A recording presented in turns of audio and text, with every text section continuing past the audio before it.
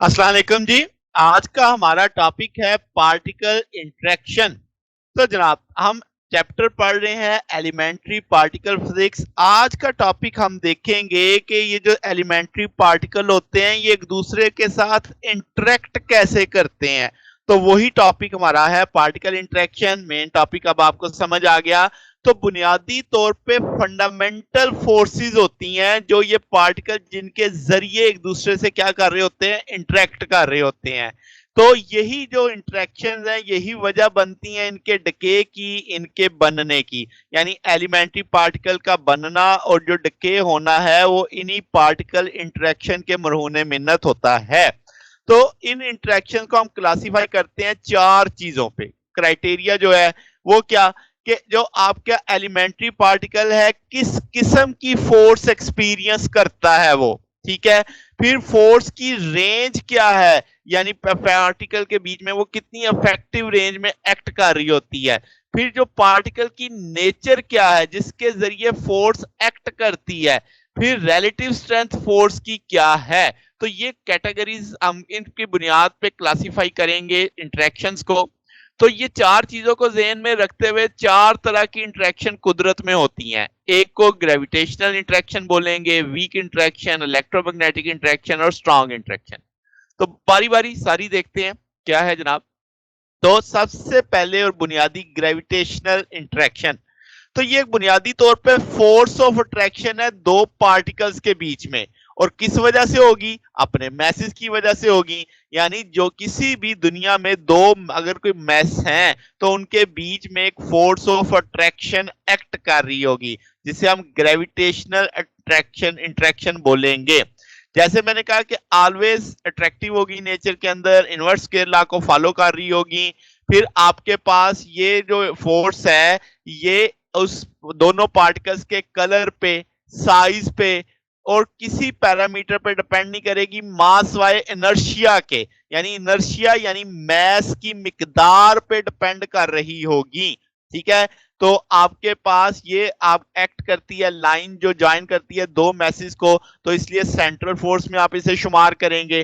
फिर conservative force है, यानी इसका वर्क डन पाथ पे डिपेंड नहीं करता, इंडिपेंडेंट ऑफ पाथ होता है। फिर आपके पास वीकेस्ट फोर्स इन नेचर है ये, ठीक है। अगर ये तगड़ी होती तो आपको तो जमीन से उठने ही ना देती, तो इसलिए बहुत कमजोर फोर्स है। फिर इसकी रेंज बहुत ज्यादा है, आप इसे इन्फिनिटी तक एक्सटेंड कर सकते हो, मान सकते हो कि इन्फिनिटी तक एक्ट करती है। फिर ग्रेविटेशनल इंट्रैक्शन वाहिद इंट्रैक्शन है जिसमें ग्रेविटी एक्ट करती है यूनिवर्सली ऑन ऑल मैटर। यानी एक अगर बड़ा मैस है तो उसका जो इंट्रैक्शन है इर्द गिर्द तमाम जितने मैटर है उन सब के साथ आप देख सकते हैं, ठीक है। तो ये इसकी एक यानी आपके पास खास खूबी है। फिर ग्रेविटॉन पार्टिकल जो होंगे आपके पास ये मीडिएटर का किरदार अदा करेंगे ग्रेविटेशनल इंटरेक्शन के। ये एक हाइपोथेटिकल पार्टिकल है, अभी हमने इसे डिस्कवर नहीं किया, मगर ये आपके पास जो क्वांटम फील्ड थ्योरी के फ्रेमवर्क में यानी आता है। फिर आइंस्टाइन जो रिलेटिव इस थ्योरी ऑफ रिलेटिविटी के जरिए ग्रेविटी को एक्सप्लेन करता है वो इन टर्म ऑफ ज्योमेट्री यानी स्पेस टाइम की ज्योमेट्री की मदद से सारे को समझा रहा होता है। तो ये चंद खास खास बातें थी ग्रेविटेशनल इंटरेक्शन की। अब हम चलते हैं वीक इंटरेक्शन की जानिब। वीक इंटरेक्शन आमतौर पे न्यूक्लियर प्रोसेसेस में होती है, जैसे बीटा डिके, वहां पे आप इसके मामला देखते हैं। ये एक शॉर्ट रेंज फोर्स है। फिर आपके पास ये एलिमेंट्री पार्टिकल्स के बीच में है और ये इनवर्स स्केयर लॉ को फॉलो नहीं करती जबकि ग्रेविटी वाली कर रही थी। और ये ग्रेविटी से 10⁻26 टाइम्स ज्यादा तगड़ी स्ट्रॉन्गर है। फिर ये वाहिद इंट्रैक्शन है जो चेंज द फ्लेवर यानी एक से दूसरे क्वार्क में चेंज कर सकती है, ठीक। तो क्वार्क आपके बेसिक बिल्डिंग ब्लॉक्स हैं, तो आपके पास यानी उनके फ्लेवर को चेंज कर सकती है, इसकी सलाहियत है इसके अंदर। फिर आपके पास नॉन सेंट्रल है, यानी एक लाइन पे एक्ट नहीं करती, नॉन कंजर्वेटिव है। ये आपके पास इसका मतलब पाथ पे डिपेंड करेगी, रास्ते पे डिपेंड करेगी। फिर करेक्टरिस्टिक्स इसकी जो है वो आपके पास टाइम जो 10⁻⁻10 सेकंड के ऑर्डर का है। फिर आप कहेंगे कि ये दो तरह की वीक इंटरेक्शन होती हैं। फर्स्ट को हम चार्ज करंट इंटरेक्शन कहेंगे। इसमें जो पार्टिकल मीडिएट कर रहे होते हैं उनको बोजान W प्लस और W नेगेटिव बोजान्स कहते हैं, जो बीटा डिके का रिस्पॉन्सिबल होते हैं। एक दूसरी तरह का होता है, उसे हम न्यूट्रल करंट इंटरेक्शन बोलते हैं, क्योंकि उसमें न्यूट्रल पार्टिकल होता है, जिसे जी बोजान्स बोलते हैं। इसका जो रेंज है इंटरेक्शन की, वो 10⁻⁻18 मीटर के हद तक ये अमल कर रही होती है। सबसे पहले फर्मी ने इस इंटरेक्शन को एक्सप्लेन किया था। फिर आपके पास ग्लासगो, अब्दुल सलाम और स्टीवन विनबर्ग ने इनको यूनाइट किया वीक इंटरेक्शन को इलेक्ट्रोमैग्नेटिक इंटरेक्शन के साथ। तो आपको एक सिंगल फोर्स के तौर पे इसको दिखाया गया। तो ये इलेक्ट्रो वीक थ्योरी कहलाई, जो नोबेल प्राइज मिला 1979 के अंदर। फिर इलेक्ट्रोमैग्नेटिक इंटरेक्शन की बात करें तो ये आपकी एक ऐसी फोर्स है जो चार्ज पार्टिकल के बीच में एक्ट कर रही होती है, और ये इंटरेक्शन इंक्लूड करती है, यानी कि आपके पास चार्ज पार्टिकल जो रेस्ट पे है, या आपके पास इलेक्ट्रिक मैग्नेटिक फोर्स जो एक्ट करती है चार्ज पार्टिकल पे जब वो एक दूसरे के लिहाज से मूव कर रहे होते हैं। फिर इलेक्ट्रोमैग्नेटिक इंटरेक्शन अट्रैक्टिव भी हो सकती है, रिपल्सिव भी हो सकती है, इनवर्स स्केलर को ओबे करती है, लॉन्ग रेंज फोर्स है, और ये ज्यादा स्ट्रॉन्ग है। वीक फोर्स है कितनी, 10⁻11 टाइम और 10⁻36 टाइम ज्यादा स्ट्रॉन्गर है ग्रेविटेशन से। फिर इलेक्ट्रोमैग्नेटिक इंटरेक्शन आपके पास लाइन ज्वाइन जो चार्ज पार्टिकल बीच में उस पर एक्ट कर रही होती है, तो सेंट्रल फोर्स है। फिर आपके पास कंजर्वेटिव फोर्स है, मैस इंडिपेंडेंट फोर्स है, मैस पे डिपेंड नहीं करती, चाहे चार्ज छोटा है चाहे बड़ा है। तो आपके पास इसका जो करेक्टरिस्टिक्स टाइम है वो 10⁻⁻20 सेकेंड है।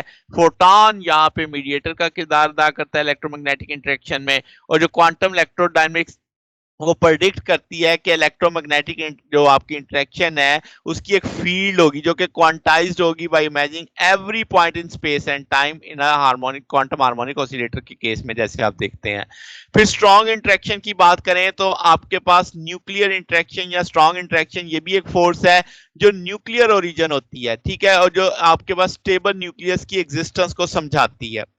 ये एक सैचुरेटेड फोर्स है।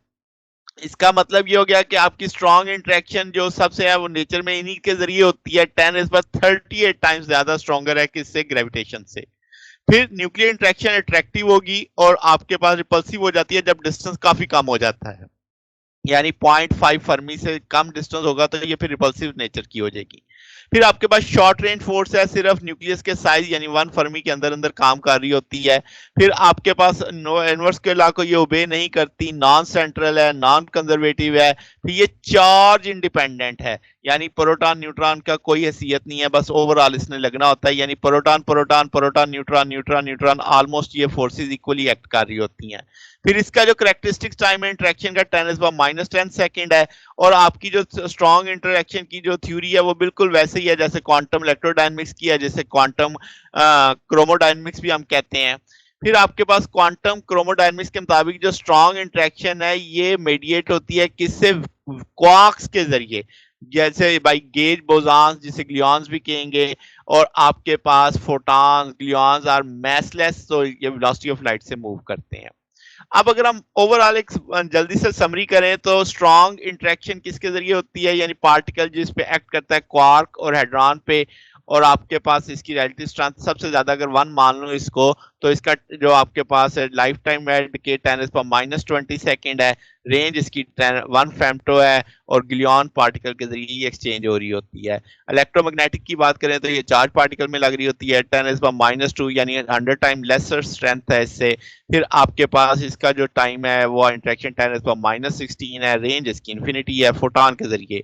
वीक की बात करें तो क्वार्क्स और लेप्टॉन पे एक्ट कर रही होती है, 10⁻⁻6 इसकी रिलेटिव स्ट्रेंथ है, और यानी इसके लिहाज से स्ट्रॉन्ग के लिहाज से, और इंटरेक्शन 10⁻⁻10 सेकेंड है, 10⁻⁻3 फेम्टो तक एक्ट करती है, और आपके पास डब्ल्यू बोजान और जी बोजान के जरिए एक्ट कर रही होती है। फिर ग्रेविटेशनल की बात करें तमाम पार्टिकल्स पे एक्ट करती है, 10⁻43 इसकी स्ट्रेंथ है, यानी इंतहाई ना होने के बराबर, और इसके डिके यानी अभी तक पता ही नहीं चला, ग्रेविटॉन डिस्कवरी नहीं हुए, तो रेंज इसकी लॉन्ग है। पार्टिकल हमें पता लग गया किसके जरिए एक्ट कर रही होती है, ग्रेविटॉन के जरिए एक्ट कर रही होती है। तो ये जनाब हमारे पास आज का टॉपिक था। अगर आपको इसमें कोई बात पूछनी हो, डाउट हो, तो नीचे कमेंट्स में पूछ सकते हैं। वीडियो अच्छी लगी हो तो वीडियो को लाइक कीजिएगा, दोस्तों के साथ शेयर कीजिएगा, चैनल को सब्सक्राइब कर दीजिएगा। अब तक के लिए इतना ही, बकिया इंशाल्लाह फिर नेक्स्ट देखेंगे। ओके, अल्लाह हाफिज।